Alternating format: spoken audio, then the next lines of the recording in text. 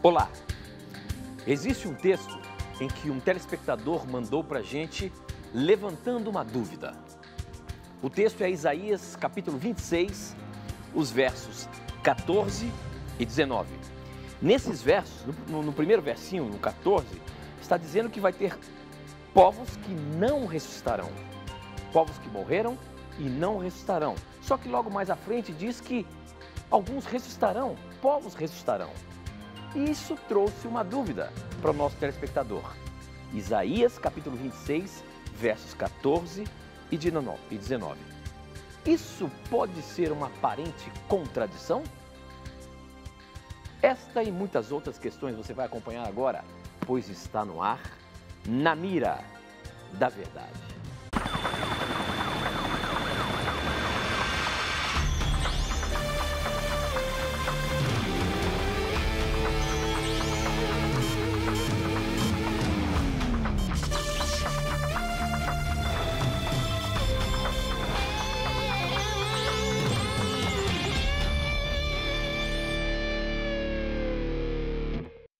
Olá, seja muito bem-vindo. Estamos começando mais um programa Na Mira da Verdade e é muito bom ter a sua companhia aqui com a gente. A partir de agora, já nos conectamos com o Brasil e o mundo através das ondas do rádio, da internet e da TV Novo Tempo espalhada por todo o nosso país. Um abraço muito carinhoso a você que nos acompanha através da Claro TV, você que nos acompanha pela NET, você que nos acompanha pela Oi, ou quem sabe em uma parabólica espalhada por todo o nosso país aí.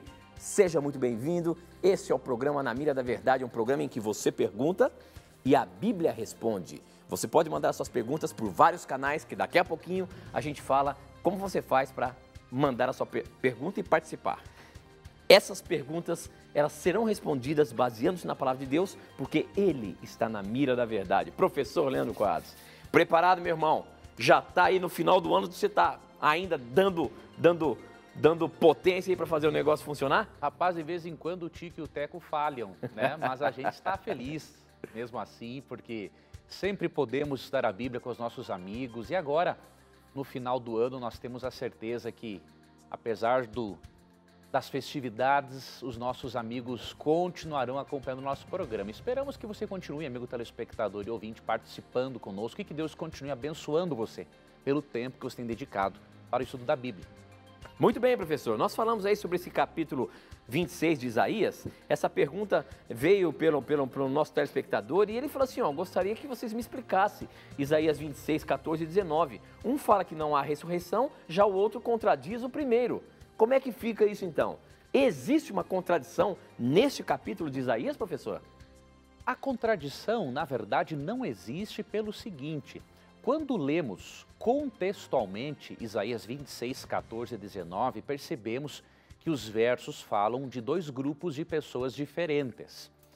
Por exemplo, aqui no verso 19, diz assim: mas os teus mortos viverão, seus corpos ressuscitarão. Vocês que voltaram ao pó, acordem e cantem de alegria. O teu orvalho é orvalho de luz, e a terra dará à luz os seus mortos. Aqui está falando dos justos, aqueles que morreram crendo em Deus, aqueles que aceitaram o plano de salvação de Deus, eles participarão da ressurreição, da primeira ressurreição. Já o verso 14 fala da não ressurreição, diríamos assim, dos ímpios. E como que nós podemos provar isso? O verso 10, aqui no contexto do verso 14, já vai explicar para o nosso telespectador. Então no verso 14 diz: agora eles estão mortos, não viverão. São sombras, não ressuscitarão. Tu os castigaste e os levaste à ruína. Apagaste por completo a lembrança deles. Você vai ver aqui no contexto agora que são ímpios, que não participarão da primeira ressurreição, que é a ressurreição dos salvos. E aí no verso 10 assim, ainda que se tenha compaixão do ímpio, ele não aprenderá a justiça. Na terra da retidão ele age perversamente e não vê a majestade do Senhor.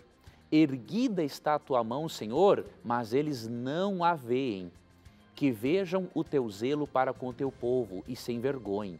Que o fogo reservado para os teus adversários os consuma.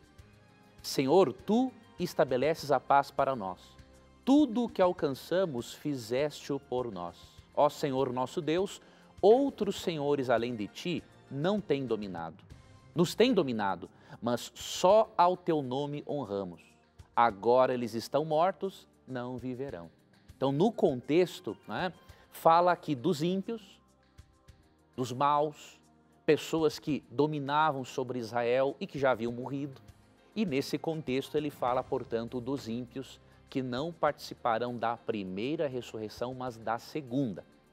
E eu vou explicar brevemente para o nosso telespectador e ouvinte a questão da primeira e segunda ressurreição. Aqui Isaías, ele está nos dando um vislumbre das duas ressurreições que existirão, não é? Com uma separação entre 1000 anos cada uma. Na volta de Jesus, imagine aqui, você que está assistindo, quem está ouvindo vai ter que usar mais a imaginação ainda, né? Imagine um gráfico, não é? Aqui um gráfico desenhado, e aqui você tem volta de Jesus. Na volta de Jesus ocorre a ressurreição dos justos. Isso de acordo com 1 Tessalonicenses 4, 16 e 17. Depois da volta de Cristo, passam-se 1000 anos. Após o milênio, ocorre a segunda ressurreição, que é a ressurreição só dos ímpios, para eles serem castigados e depois destruídos. Isso está em Apocalipse capítulo 20, pode ler dos versos 1 ao 10. E um texto de Cristo que fala dessas duas ressurreições separadas por um período de 1000 anos, né? Primeira ressurreição na volta de Cristo, segunda ressurreição após o milênio, o texto de Cristo que fala dessas duas ressurreições gerais, não é? É João, capítulo 5, versos 28 e 29, e com isso nós encerramos essa explicação. João 5, 28 e 29, Jesus diz assim: não fiquem admirados com isto, pois está chegando a hora em que todos os que estiverem nos túmulos ouvirão a sua voz e sairão. Os que fizeram o bem ressuscitarão para a vida, e os que fizeram o mal ressuscitarão para serem condenados. Então podemos concluir perfeitamente que Isaías 26, 14 fala da ressurreição dos ímpios, a segunda ressurreição, que será após o milênio, para castigo e destruição dos ímpios, e o verso 19 fala da primeira ressurreição, que é para os justos e ocorrerá por ocasião da segunda vinda de Cristo. É interessante a gente notar que o livro de Isaías, ele dá um vislumbre de todo o plano da redenção também, né? A gente vai vendo nos capítulos, parece que o livro de Isaías é uma mini Bíblia, porque tem todas as fases da história da humanidade, parece que tem no livro de Isaías, é ou não é, professor? É, amigo, por isso que muitos autores, né, eruditos chamam Isaías de um livro evangélico do Antigo Testamento, né? Especialmente o capítulo 53 apresenta a Cristo como Messias e como Salvador, tudo centralizando, né, na salvação. O nome Isaías significa, né, Deus salva, Yahvé salva, né? Então, o centro mesmo do livro de Isaías é a salvação do povo de Deus ao longo de toda a história, especialmente com a vinda do Messias. Muito bem, muito bem. Nós estamos apenas começando o nosso programa. Para você participar, você pode mandar as suas perguntas por SMS. O número é 12 981510101. Você manda, a gente recebe na hora, 12 981510101. E pelas redes sociais, facebook.com/Na Mira da Verdade, YouTube não, Twitter, @Na Mira da Verdade, e também no nosso blog novotempo.com/Na Mira da Verdade, tá bom? Participe, mande as suas dúvidas, como por exemplo, a Jussikelly Chaves mandou pelo Facebook. A pergunta dela é a seguinte: me explica, professor, o capítulo 4 e o verso 5 de Malaquias. O que quer dizer sobre o profeta Elias? Ele vem à terra antes da volta de Cristo? É isso? Olha só o que está falando Malaquias capítulo 4, verso 5. Mas antes que chegue aquele grande e terrível dia, eu, o Senhor, lhes enviarei o profeta Elias. Dá a entender que isso está relacionado um pouco antes da vinda de Jesus, e o próprio Senhor está dizendo isso. Como que a gente entende esse texto, professor? aqui é o seguinte, a referência aqui é o profeta João Batista, né? Nós vamos ver aqui um texto em que Jesus Cristo aplica esse texto a João Batista. Então, por que João Batista é chamado de Elias? Porque ele viria com uma missão muito parecida com a de Elias, no mesmo poder e missão de Elias, né? Que era convencer. Elias tinha a missão de convencer os pecadores de que eram pecadores e preparar para que eles aceitassem o Messias, né? Aceitassem a Cristo como Salvador. Já João Batista, ele tinha esta missão também de convencer aos pecadores de que eles deveriam aceitar a Cristo como Salvador. E o texto aqui onde Cristo aplica é, entre outros, Mateus capítulo 17. Aí você vê que este Elias aqui, na verdade, é João Batista. Cristo está comparando apenas Elias com João Batista, devido ao caráter e à importância da missão, né? Então, Mateus 17, verso 10, diz assim: mas os discípulos o interrogaram: por que dizem, pois, os escribas ser necessário que Elias venha primeiro? Então Jesus respondeu: de fato, Elias virá e restaurará todas as coisas. Eu, porém, vos declaro que Elias já veio e não o reconheceram. Antes, fizeram com ele tudo quanto quiseram. Assim também, o Filho do Homem há de padecer nas mãos deles. Então, os discípulos entenderam que lhes falara a respeito de João Batista. Então, a referência a Elias é uma referência, na verdade, a João Batista, que viria no mesmo caráter, no mesmo espírito, na mesma missão do profeta do Antigo Testamento. Muito bom, professor, muito bom. Tem mais uma perguntinha aqui que chegou pelo SMS. Quem mandou foi a Vera. Ela é de São Paulo, ela é católica e diz assim: nunca aprendi nada lá. Estou conhecendo a verdade agora, na Novo Tempo. A minha dúvida é a seguinte: moro com uma pessoa que já foi casada, quero me batizar e casar. Mas a Bíblia diz que a mulher está ligada pela lei ao marido enquanto ele vive e só ficará livre quando o outro morrer. Sendo assim, não podemos nos casar?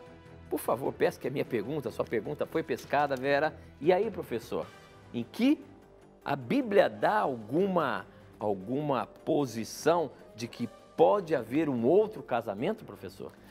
Veja, minha querida irmã católica, obrigado pelo seu carinho, por acompanhar o programa. Veja, eu vou dar uma explicação aqui geral para você, mas com certeza maiores detalhes você poderá ir adquirindo, aprendendo na igreja local que você está frequentando, né, graças à influência da Novo Tempo, tá bom? Com certeza, né, a igreja da Novo Tempo, a igreja adventista vai estar lhe orientando e você pode ter certeza, Deus tem um carinho muito especial para você, por você e pela pessoa com quem você vive. Deus vai continuar guiando vocês, como está fazendo, a Jesus Cristo, cada vez mais perto de Cristo, tá bom? Agora, esse texto que você mencionou, de Romanos 7, verso 2, ele é uma das exceções de Deus para um novo casamento. Tem uma outra, tá? Então, Romanos 7, 2 diz assim: ora, a mulher casada está ligada pela lei ao marido enquanto ele vive, mas se o mesmo morrer, desobrigada ficará da lei conjugal. Então, aqui é um dos motivos que Deus permite um novo matrimônio, quando há a morte do cônjuge. Agora, tem um outro motivo, e de acordo com Cristo, em Mateus 19, 9, não precisa necessariamente, obviamente, ocorrer a morte do cônjuge para isso. Em Mateus 19, 9, Jesus disse: eu, porém, vos digo, quem repudiar sua mulher ou seu marido, né, não sendo por causa de relações sexuais ilícitas e casar com outra, comete adultério. E quem casar com a repudiada, comete adultério. Então veja, quando há uma imoralidade sexual envolvida na relação, Deus autoriza a parte que não traiu, né? Deus autoriza a parte que não traiu a ter um novo matrimônio. E quando a parte que não traiu tiver o novo matrimônio, a outra parte que adulterou, automaticamente já estará livre depois para uma outra relação. Mas a igreja não vai, obviamente, casar a outra parte sem que a parte traída tenha realmente se casado ou entrado numa relação com outra pessoa. Agora, você está conhecendo, minha irmã, a verdade. É óbvio, né, que você não tinha certos conhecimentos bíblicos antes deste acontecido. Então pode ter certeza, a igreja local vai ter toda a misericórdia, todo o apoio bíblico e de amor para ajudar você, não é, a resolver essa situação. Fique tranquila, Deus, a graça de Deus é maior do que os nossos erros e Deus olha com muito carinho para a sua excelente intenção de regularizar a sua relação conjugal, né? Muito bem, professor. Já indo para um outro lado, eu suponho que essa pergunta aqui é de uma jovem, né? Mas é mais ou menos relacionada a isso, a relacionamentos. Olha só o que ela diz, quem mandou foi a Gabriela pelo nosso blog. Olá, tenho uma dúvida em relação a relacionamentos. Ela pergunta assim, ó, estou ficando com um menino, nós dois somos da igreja, ou seja, da mesma igreja, e participamos em tudo na igreja. Queremos namorar. Agora eu pergunto, é errado ficar antes de namorar? Então isso é muito comum nos nossos dias hoje, né, professor? A questão de ter uma relação sem um compromisso, né? Então que é o conhecido ficar. E os jovenzinhos estão aí na sua sinceridade, participando da igreja e ficam inseguros se estão fazendo alguma coisa errada. Como é que é isso, professor? Veja, o ideal de Deus sempre vai ser para nós que nós namoremos, tenhamos um compromisso com a outra pessoa. Fazer algo escondido, especialmente dos pais, é muito ruim, né? Porque isso contribui para nós minarmos, acabarmos com a confiança dos pais em nós. Então, o que eu recomendo para você? Que converse com os pais, né? E diga que você realmente está com uma pessoa, está ficando com ele e quer namorar. Agora, obviamente, tem muitas pessoas que não vão começar namorando dizendo assim, olha, vamos namorar hoje? Não. Às vezes rola uma troca de olhar, rola um beijo, isso é mais do que natural. E aí depois se concretiza o namoro. O que não pode é fazer com que muitos fazem, né? Ficam com um aqui, com outro ali, vai, não tem um compromisso, não é? Acostuma-se nesse estilo de vida e vai ferindo os corações das pessoas. Então, temos que ter muito cuidado com isso. Tem um princípio de Mateus 7,12 que diz assim que nós não devemos fazer aos outros aquilo que não gostaríamos que fizessem a nós. Jesus diz que esse é o resumo de tudo que está na lei e nos profetas. Então, se eu não quero que alguém fira o meu coração, conquistando-me e depois me trocando como um objeto, né? Me trocando como roupa, então eu não vou fazer a mesma coisa, ferir o coração de outro, não é? Conquistá-lo para depois jogá-lo para escanteio. Então, eu creio que, considerando esse princípio de Mateus 7, verso 12, eu creio que os jovens e os que também não são jovens poderão ter aí um namoro mais compromissado, sem, obviamente, ferir as pessoas. Mas conte para o seu pai, para sua mãe, converse, não é? Tudo vai ficar bem. Ok, professor. Muito bem. A próxima pergunta aqui chegou pelo nosso Twitter e nós estamos aí às portas do Natal, onde as famílias se reúnem, às vezes acabam bebendo. A pergunta dele aqui é o seguinte, Provérbios 31, de 5 a 7, diz para beber e esquecer dos problemas. A pergunta, a Bíblia incentiva o consumo de bebidas alcoólicas? É isso mesmo, professor? Provérbios 31, de 5 a 7. Vamos ver o que está falando lá, né, professor? Deixa eu ver aqui. O pessoal usa muito o verso 6, né? Ah, é? Para dizer que a Bíblia aprova a bebida. Diz assim, dai bebida fermentada aos que estão prestes a morrer. Vinho aos que estão angustiados. Mas nós não podemos, amigo telespectador, ler um verso isolado. Né? Não é assim que nós estudamos a Bíblia. Então, se você ler aqui contextualmente e entender um pouco do contexto histórico do texto, vai resolver o problema. Então, vamos ler a partir do verso 1 para você perceber o contexto, né? Ditados do rei Lemuel, uma exortação que sua mãe lhe fez. Então, vamos ler o texto fazendo algumas perguntas para ele. É assim que temos que ler o texto. Essas palavras são de quem? Da mãe do rei Lemuel. Agora vamos ver o que ela está dizendo para ele. Ó meu filho, filho do meu ventre, filho dos meus votos, não gaste sua força com mulheres, seu vigor com aquelas que destroem reis. Não convém aos reis, ó Lemuel, não convém aos reis beber vinho. Não convém aos governantes desejar bebida fermentada, para não suceder que bebam e se esqueçam do que a lei determina e deixem de fazer justiça aos oprimidos. dê bebida fermentada aos que estão prestes a morrer, vinho aos que estão angustiados, para que bebam e se esqueçam da sua pobreza e não mais se lembrem da sua infelicidade. Olha o contexto como é claro. A mãe do rei Lemuel está dizendo o seguinte: filho, não é próprio para um rei, para um governante, entorpecer a mente com álcool, porque isso vai perverter o juízo.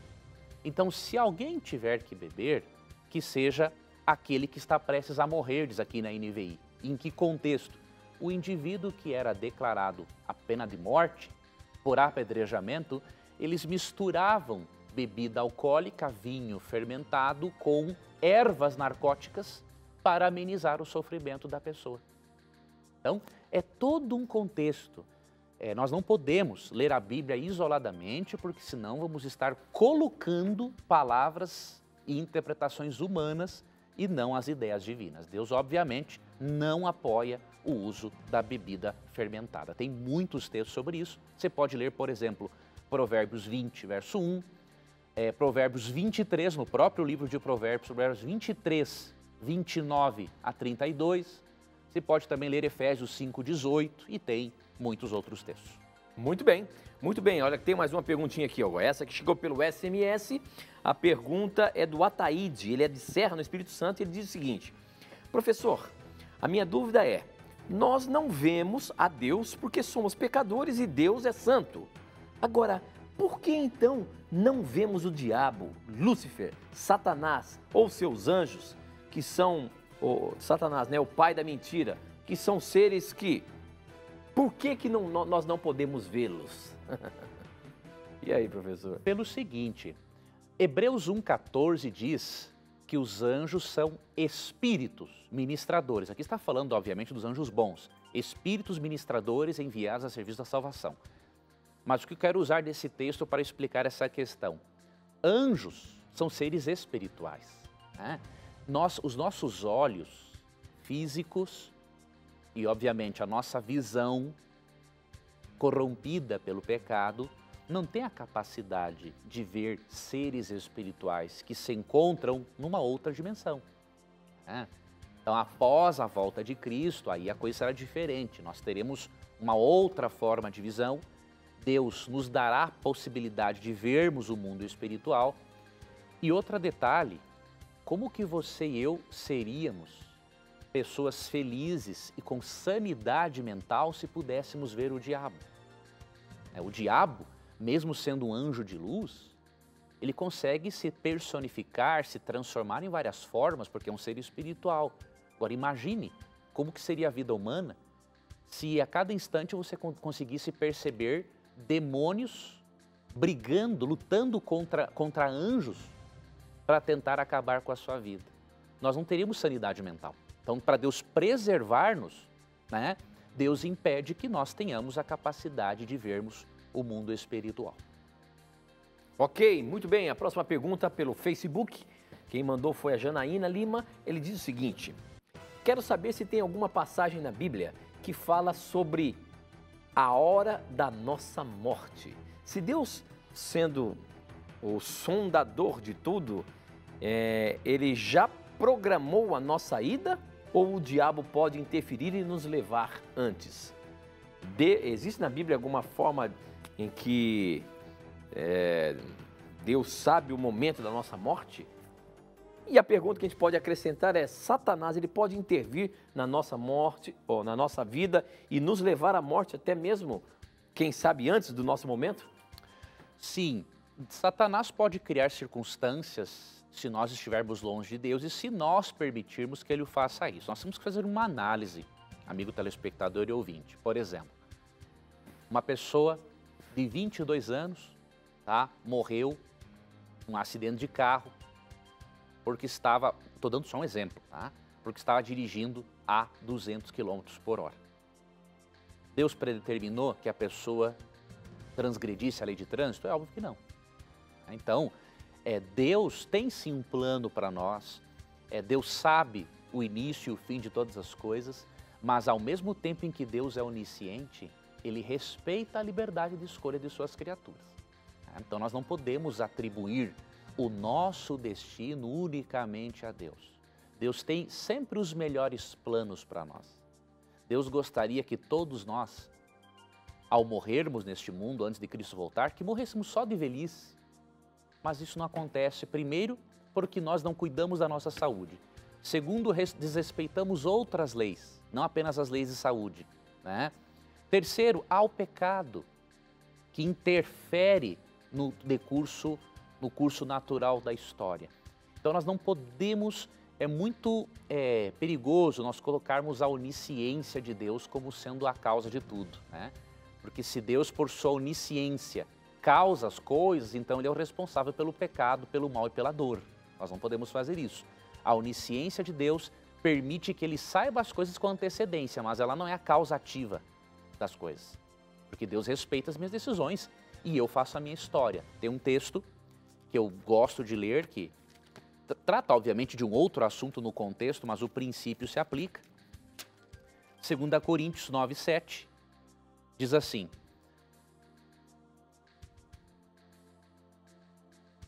acho que é 9:6.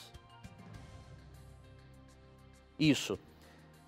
Não, é 1 Coríntios, eu acho. Deixa eu pegar aqui um texto. Aquele texto que fala assim que aquilo que o homem plantar, ele colherá. Ou seja, há leis naturais, né, que nós colhemos, que fazem-nos colher aquilo que plantamos. É 2 Coríntios 9, verso 6. Sim, diz que de Deus não se zomba.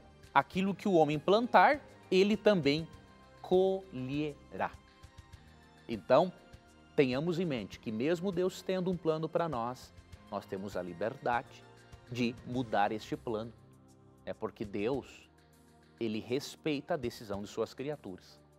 Ok, professor, muito bem, nós temos que ir para o intervalo. Aproveite aí, mande as suas perguntas, a gente volta já já.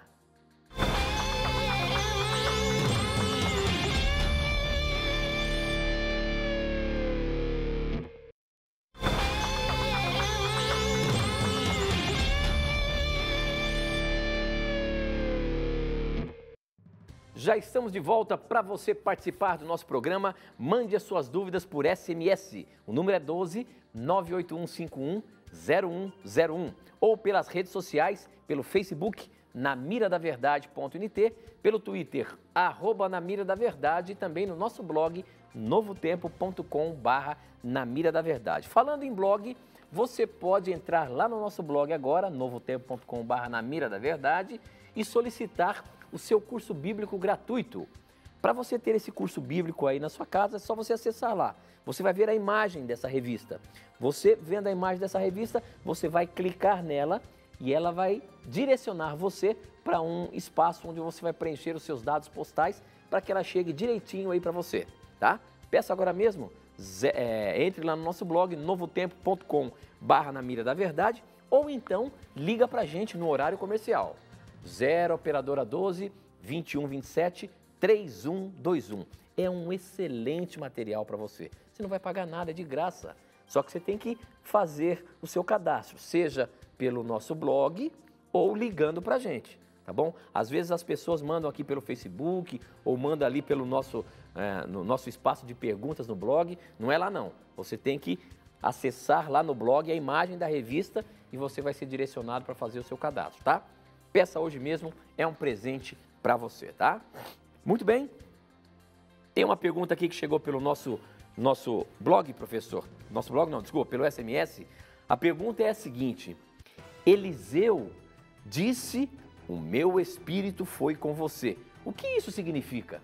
Quando Eliseu ali disse, acho que é ali no livro do Velho Testamento, Eliseu, você está falando no livro de Samuel, não é isso? É Reis. Reis, isso mesmo, no livro de Reis. Quando ele diz, o meu espírito foi com você, o que ele estava querendo dizer isso, ao dizer isso?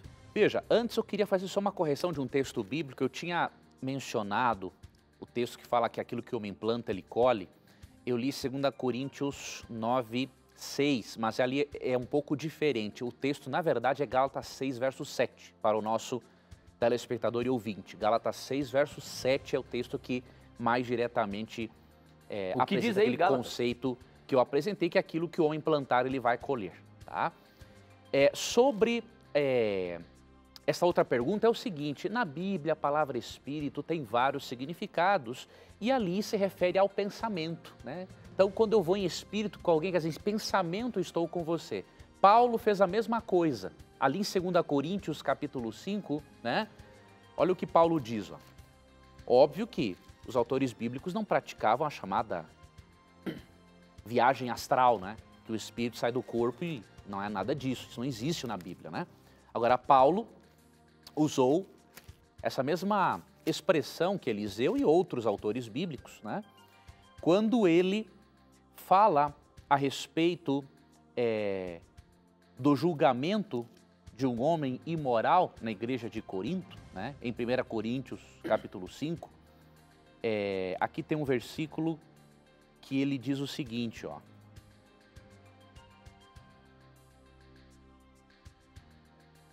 Aqui, ó, verso 3. Apesar de eu não estar presente fisicamente, estou com vocês em espírito, ou seja, minha mente está com vocês, né? E já condenei aquele que fez isso como se estivesse presente. Então, estou em espírito com alguém, quer dizer, eu estou em pensamento, estamos em harmonia de pensamento. Meu corpo está aqui, mas eu estou em pensamento com você aí. Então, é esse o sentido que a Bíblia quer dar para essa expressão. Ok, muito bem. Agora, essa é do nosso Twitter, @na Mira da Verdade, você pode mandar por lá. Quem mandou foi o Jean Barbosa e ele pergunta o seguinte: pastor ou padre podem perdoar os pecados humanos em nome de Jesus? Tem alguma autoridade para pastor ou padre perdoar pecados, mesmo que seja em nome de Jesus?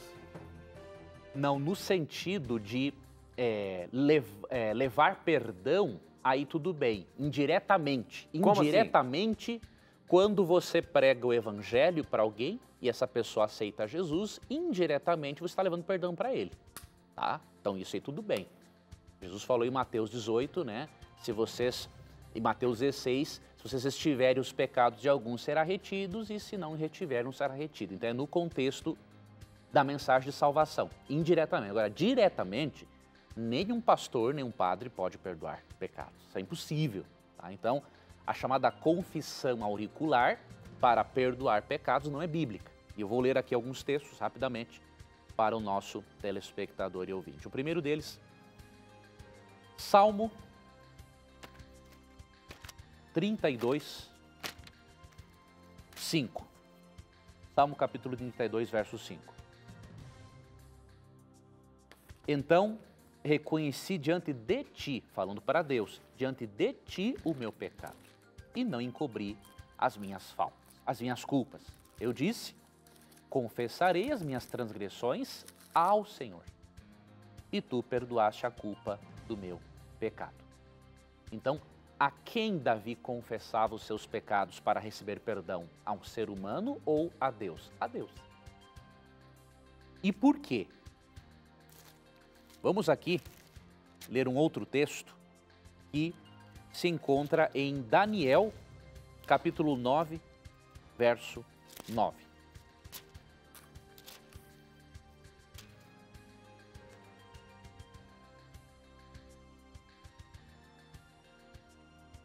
Ao Senhor nosso Deus pertence o perdão, pois nos temos rebelado contra Ele.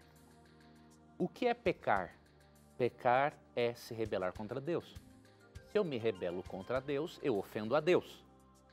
Se eu deixo de pedir desculpas ou perdão diretamente a Deus, para fazer isso por meio de um líder religioso, eu estou pedindo desculpas para a pessoa errada. Então eu preciso pedir perdão diretamente a Deus. E quem intermedia isso para que eu receba esse perdão pela fé é unicamente a pessoa de Cristo. 1 Timóteo 2,5 diz que há um só mediador entre Deus e os homens e é Jesus Cristo. Bom, então, à luz da Bíblia, a confissão auricular, ela não pode ser apoiada. Muito bom. Próxima pergunta pelo nosso blog. Quem mandou foi o Antônio Marcos, ele é de Embu das Artes, São Paulo, e a pergunta dele é a seguinte: podemos dizer que haverá pessoas morando fora de Jerusalém, ou melhor, fora da Jerusalém celestial, conforme Apocalipse 21, dos versinhos 24 a 26? Vamos ler Apocalipse 21, os versos 24 a 26. Os povos do mundo andarão na luz dela, e os reis da terra vão lhe trazer as suas riquezas. Os portões da cidade estarão sempre abertos, o dia inteiro. Não se fecharão, porque ali não haverá noite. As nações vão trazer os seus tesouros e as suas riquezas para a cidade. Isso está dando a entender que vai haver, sei lá, outros reinos além de Jerusalém ou além da Nova Jerusalém, professor? Então, a Bíblia mostra que realmente, mesmo que os justos vivam na cidade santa por ocasião do milênio, depois do milênio, a cidade santa vai descer dos céus e os justos povoarão a nova terra. Então, o que o texto está falando é que, mesmo que os justos povoem e habitem a nova terra, terão momentos em que voltarão à cidade santa para encontrar a Deus, para adorar a Deus e fazer outras coisas. A Bíblia não ensina. Isso não é nenhuma referência de outros mundos? Não, nem hipótese alguma. O contexto não tem nada a ver com outros mundos. Agora, então dá a entender que quando a Nova Jerusalém descer aqui na Terra, ela não vai ser única, então? Vai poder haver? Sim, porque não tem um porquê de morar um planeta todo e todo mundo morar trancafiado dentro da Nova Jerusalém. E a Nova Jerusalém não vai ser então o planeta todo? Não, é uma cidade, tem até medidas específicas aqui no Apocalipse 21, né? Ah, então existem essas medidas que realmente serão literais. Literais, a cidade tem uma medida aqui, né? Eu tenho aqui a nova versão internacional, é óbvio, nós não temos como descrever com linguagem humana a realidade celestial, mas aqui, por exemplo, no verso 16 diz, a cidade era quadrangular, de comprimento e largura iguais. Ele mediu a cidade com a vara, tinha 2.200 quilômetros de comprimento, a largura e a altura eram iguais ao comprimento. Ele mediu o muro e deu 65 metros de espessura. Então tem umas medidas aqui que, obviamente, a cidade não vai ocupar o mundo inteiro. Ela estará num local específico, né? E os justos povoarão o restante do planeta. Muito bem, professor, muito bem. A próxima perguntinha aqui chegou pelo nosso SMS, mas é interessante que chegou uma antes aqui, ó. Está dizendo o seguinte, ó. Professor, onde está o livro de número 8 da sua prateleira? Que até hoje eu não vejo aí, gosto muito do seu programa. Tá faltando um livro aí, professor, na sua prateleira? Sim, tem um comentário bíblico aqui, né? E até o momento, eu fiquei sabendo que ele recentemente foi lançado, né, o volume 8, e ainda não tive tempo para comprá-lo, né? Tanta correria, mas em breve eu vou comprar aí Vamos pedir para a CPB mandar para a gente, professor? Vamos ver. Ó, a CPB que está assistindo a gente, ó, manda o fascículo 8 do comentário bíblico aí, não é? Tá certo, vamos. Já está aqui feito o convite, hein? O pedido, né, professor? Tá feito o pedido e a gente já mostra esse material rico, não é, Tito, para as pessoas aí, porque realmente o irmão apontou muito bem, está faltando esse volume aqui. Vamos ver o que a CPB vai fazer agora. Muito bem. A próxima pergunta do SMS é o seguinte, deixa eu ver se tem um nome, não tem o nome da pessoa, mas ela diz o seguinte, estou sem congregar, não frequento mais igrejas. É verdade que Deus não recebe as minhas orações e agradecimentos? Pois sou muito grata a Deus 24 horas por dia, por tudo que Ele faz por mim e o cuidado que Ele tem por mim e as minhas filhas. E aí, professor, por eu não frequentar nenhuma igreja, será que Deus se rebela contra mim a ponto de não querer ouvir as minhas preces? Ainda bem que não é assim. Eu fico preocupado quando muitos cristãos, Tito, afirmam certas coisas que não possuem base bíblica. Antes, eu tenho que dizer para a irmã, Deus quer sim que você frequente a igreja, né? Hebreus, capítulo 10, verso 25, né, diz que não devemos deixar de congregarmos, como é costume de alguns. Mas devemos nos congregarmos tanto mais quanto vemos que o dia da segunda vinda de Cristo se aproxima. Então, minha irmã, frequentar a igreja é importantíssimo para o fortalecimento da fé, para o amadurecimento cristão, amadurecimento espiritual, tá bom? Agora, o fato de você não estar frequentando a igreja não quer dizer que Deus não lhe ouça, tá? Quem lhe afirmou isso está bastante por fora. O Salmo 139, versos ali 7 a 9, Davi, naquela oração, ele diz assim para Deus, né, entre outras coisas, se eu subo lá nos céus, o Senhor está lá. Se eu desço no profundo do abismo, o Senhor está também. Ou seja, Deus é onipresente, não existe lugar no universo que possa impedir Deus de nos atender. A garantia, minha irmã, de que Deus ouve e atende nossas orações não é a igreja, a garantia é a pessoa de Cristo. 1 Timóteo 2,5, quando apresenta Cristo como o mediador, ele é o mediador entre Deus e a humanidade. Então é graças a Cristo, a presença dele no santuário celestial, que as nossas orações são ouvidas. Então ele é a garantia. Agora, isso não significa, porém, que não devamos frequentar a igreja. Porque quem frequenta a igreja, obviamente, ele tem um fortalecimento maior na fé. Ele tem uma relação mais próxima com Deus, se, obviamente, ele vai à igreja com o motivo certo, tá bom? Então, minha irmã, fique tranquila, Deus está, sim, ouvindo suas orações, cuidando de você e dos teus filhos, mas converse com Deus para que Ele lhe ajude a conhecer uma igreja séria, que apresente a Bíblia, para que você solidifique ainda mais a sua relação com Ele. Muito bem, professor. Mais uma perguntinha agora do Facebook. O Amarildo Mendes pergunta o seguinte, ou comenta aqui, né? Vamos dar uma resposta para ele. Ele comenta o seguinte: em nenhum lugar no Novo Testamento existe o preceito do dízimo. Isso porque era um preceito da lei de Moisés. Mas a maioria das religiões recolhem o dízimo em dinheiro, que também não consta na Bíblia. Por que será, hein? A tribo de Levi, para a qual o dízimo foi criado, não existe mais e eles continuam recolhendo o dízimo e da forma deles e esquecem das outras 612 ou dos outros 612 preceitos da lei mosaica. O dízimo faz parte apenas da lei mosaica, professor? Amigo telespectador e ouvinte, eu quero dar para você um aviso, não caia nessa bobagem, tá? Tem pessoas muito desinformadas, né, com pouquíssimo conhecimento bíblico, que ficam afirmando umas barbaridades que às vezes você tem que rir para não chorar, né? E às vezes a vontade é de bater a cabeça na parede por você ver tamanha ignorância. Então, não se deixe enganar por isso. Vamos analisar brevemente alguns pontos. Em primeiro lugar, qual era a Bíblia dos autores do Novo Testamento? Os autores do Novo Testamento escreveram o Novo Testamento com base no quê? É óbvio, no Antigo Testamento. Quando Paulo escreveu, em 2 Timóteo 3,16, toda a Escritura é inspirada por Deus e útil para o ensino, para a correção, para a repreensão e para a educação na justiça, quando Paulo escreveu isso, não existia o Novo Testamento ainda todo reunido. Quando Paulo escreveu isso, ele se referia ao Antigo Testamento. Então dizer o seguinte, o dízimo está no Antigo Testamento, não está no Novo, isso é uma bobagem. Não existe essa separação entre Antigo e Novo Testamento falando-se de livros. O Novo Testamento é a continuação do Antigo.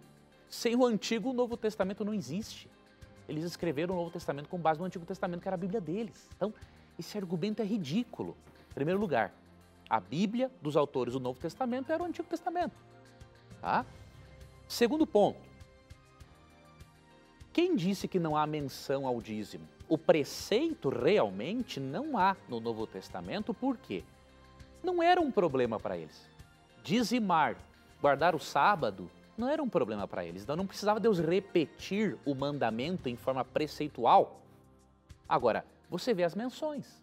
Em Mateus 23, Cristo apoia a prática do dízimo, não é? E aí você vai para 1 Coríntios 9, 13 e 14. Esse texto é chave. Veja como tem gente que quer permanecer na ignorância. Em 1 Coríntios 9, 13 e 14, quando o apóstolo Paulo defende a manutenção da obra do Evangelho, defende o sustento daqueles que dedicam o seu tempo integralmente à pregação do Evangelho, em 1 Coríntios 9, 13 e 14, sabe o que Paulo faz? Ele usa exatamente o sistema levita. Sim, ele vai para o Antigo Testamento, que fala dos levitas, e aplica 1 Coríntios, e aplica o ato de manter, por meio dos dízimos, os levitas na ministração do templo, ele aplica às pessoas que vivem do Evangelho e que não são levitas. Vou ler para você o texto, para você perceber como tem gente que afirma coisas sem saber.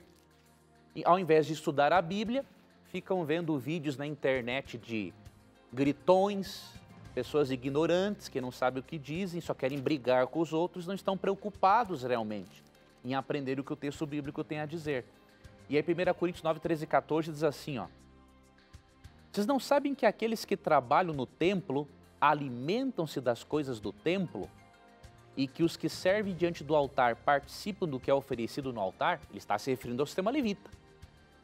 Da mesma forma, o Senhor ordenou àqueles que pregam o evangelho que vivem do evangelho.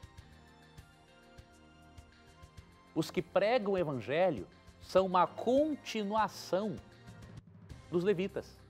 E da mesma forma que eles eram mantidos pelo dízimo, os que pregam o evangelho em tempo integral são mantidos pelo dízimo. Então, um assunto tão claro, tão simples de ver na Bíblia. Qual é o texto, professor? 1 Coríntios 9, 13 e 14. Só não vê quem não quer. E um outro ponto para finalizar, meu querido irmão que fez essa pergunta. Se você continuar crendo assim, Deus vai cobrar de você. E vou te dizer o porquê. Em Malaquias 3, 8 e 9, é dito que não dizimar e não ofertar em adoração a Deus é o mesmo que roubar a Deus.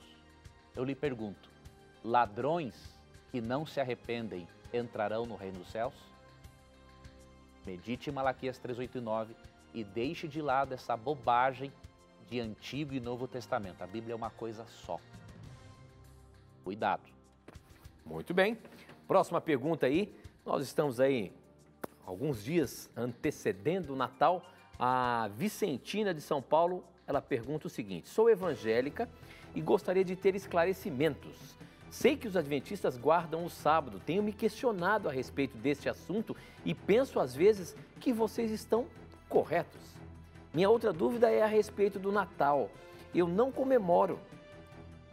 Entendo que é uma comemoração pagã, mas os adventistas comemoram. Então, como que vocês guardam o sábado, mas comemoram o Natal? Podem me esclarecer?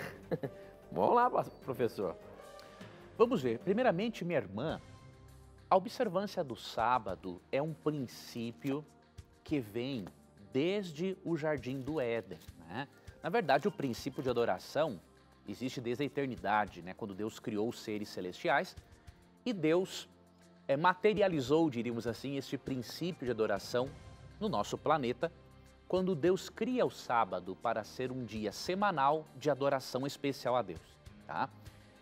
Você vai ouvir falar, muitas igrejas cristãs ensinam, com sinceridade, mas com equívoco, que para Deus todos os dias são iguais, mas não é assim.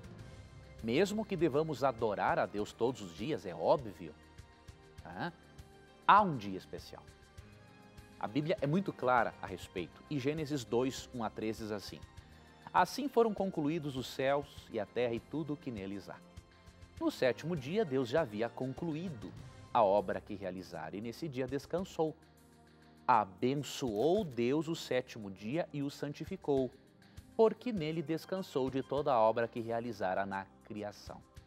Veja, você não vê aqui no texto Deus abençoando e santificando todos os dias da mesma forma, não.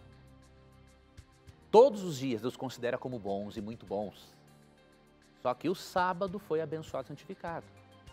Então, a base para a adoração sabática é a adoração ao Criador. Então, ele cria o sábado como um lembrete semanal de que ele é o Criador, como um dia especial de adorar ao Criador. Okay? Então, não tem como um mandamento desse que vem do Éden ter sido abolido. Isso é impossível. Em relação ao Natal, veja, não tem na Bíblia algo que diga que é errado celebrar o nascimento de alguém. Tudo bem que o 25 de dezembro não é o momento em que Cristo nasceu, nós entendemos e sabemos disso. Agora, existe um princípio na Bíblia que condene celebrar o nascimento de alguém? Não existe. Então, o que nós fazemos? Nós aproveitamos o período do ano para recordarmos que um dia Cristo nasceu neste mundo. E aproveitamos para fazer o que Paulo fazia em 1 Coríntios 9, 13 a 18. usar uma estratégia evangelística para levar a mente das pessoas para Cristo. Então, irmã, eu não creio ser correta a comparação entre Natal e sábado, porque o sábado é um princípio. Agora, celebrar ou não o nascimento de alguém tem a ver com princípio. Ok? Então, vou lhe dar uma outra coisa para você avaliar, uma outra questão. Se nós não celebraremos o Natal por causa da sua provável origem pagã, então nós não podemos usar aliança de casamento, porque isso aqui também é de origem pagã. Os romanos criam que se tivéssemos uma aliança na mão esquerda, teríamos sorte no amor, porque esta veia, na concepção deles, é a veia, esse dedo tem uma veia, a chamada veia do amor que liga o coração. Então, se é por isso, não podemos usar aliança. Flores em velório também é de origem pagã. E quem vai garantir, querida irmã, que o televisor que você tem ou a roupa que você usa não foi um pagão que fez? Então, nós não devemos avaliar as coisas assim, só pela sua origem. Temos que avaliar também pelo princípio que se encontra por trás. Há um princípio que condene celebrar o nascimento de Jesus? Não. Há um princípio moral que condene usar aliança? Não. Há um princípio moral que condene flores num velório? Não. Então precisamos analisar as coisas de uma forma mais bíblica e ampla para realmente termos uma compreensão das verdades de Deus. Muito bem, professor, nós temos ainda mais 2 minutinhos, mas eu acho que dá para você responder mais essa pergunta aqui, ó, que chegou pelo Facebook. A Dayara Lima quer saber o seguinte: o que é o sol da justiça descrito em Malaquias? Sol da justiça, professor, o que é? Quando você lê Malaquias capítulo 4, ali especialmente no verso 2, fala do sol da justiça. Ali uma descrição é a Deus e também a Cristo. Cristo é o sol da justiça que precisa nascer em nossos corações, para que a nossa vida possa ser vivida de uma forma mais plena. Então Malaquias 4:2 fala, e ali todo o contexto, que o justo permitirá que Deus, o sol da justiça, renasça no seu coração, traga luz à sua vida, faça a diferença em todo a sua existência. Então leia todo o capítulo 4 e você vai pegar, amiga ouvinte, amiga telespectadora, essa ideia.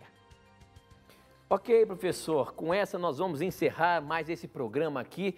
Eu quero agradecer a você que tem mandado suas perguntas para o programa Na Mira da Verdade. Talvez a sua pergunta não é pescada, você já está assim até chateado, já mandei tantas vezes, mas ainda não deu. Não desanime não, a qualquer momento ela poderá ser pescada ou até mesmo respondida por alguém que fez a mesma pergunta.